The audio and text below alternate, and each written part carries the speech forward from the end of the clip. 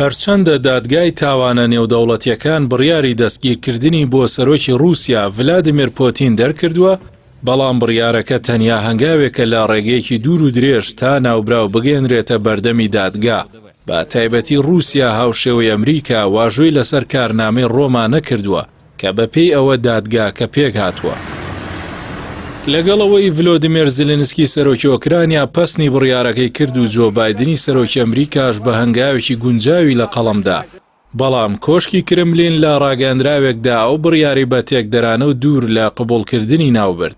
نەتەوەیەگرتوەکانی ژوای دەبینێت بەڵگەی تەواو هەیە لەسەر ئەوەی سەرۆکی رووسیا بەرپرس بێت لە تاوانەکانی جەنگ لە ئۆکرانیادا، بەڵام بۆ تەواوکردنی دۆسیەکە گرفتی لۆجستی هەیە. پرسیارەکەش ئەوەیە ئایا دەکرێت پۆتین دەستگیر بکرێت؟ پۆتین لەم کاتەدا بەهێزترین دەسەڵاتدارە لە وڵاتەکەیدا و چاوەڕوان ناکرێت دادگای تاوانە نێودەوڵەتیەکان بتوانێت بیباتە بەردەمی دادگا. بۆیە تا ئەو کاتی لە ناوخۆی رووسیادا دەژی هیچ مەترسیەکی لەسەر نابێت مەگەر لە کاتی سەردانی بۆ دەرەوەی وڵات ئەو بابەتە ڕووبدات. لە دوای هێرشی رووسیا بۆ سەر ئۆکرانیا لە شوباتی 2022دا پوتین سەردانی 8 وڵاتی کردووە، لەوانەش 7 وڵاتیان لە هاوپەیمانانی رووسیا و لە چوارچەوەی وڵاتانی پێگەێنەری یەکێتی سۆڤێتی جاراندا بوون کە لە ساڵی 1991دا هەڵوەشایەوە. تەنیا وڵاتێک لە دەرەوەی ئەو سیستەمە کۆنە سەردانی ئێران بوو لە حوزەیرانی ساڵی ڕابردوودا کە لەگەڵ ڕێبەری کۆماری ئیسلامی ئێران ئایەتوڵڵا خامنەئی کۆبووەوە.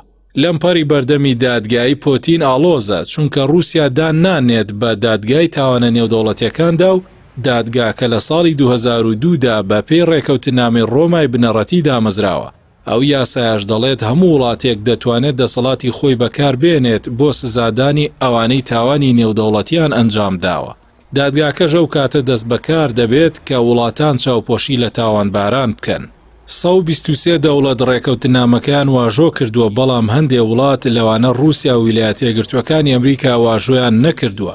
هەندێک وڵاتیش وەکو ئۆکرانیا واژۆیان لەسەر کردووە، بەڵام هێشتا واژۆکەیان لەلایەن پەرلەمانی وڵاتەکانیانەوە پەسەند نەکراوە.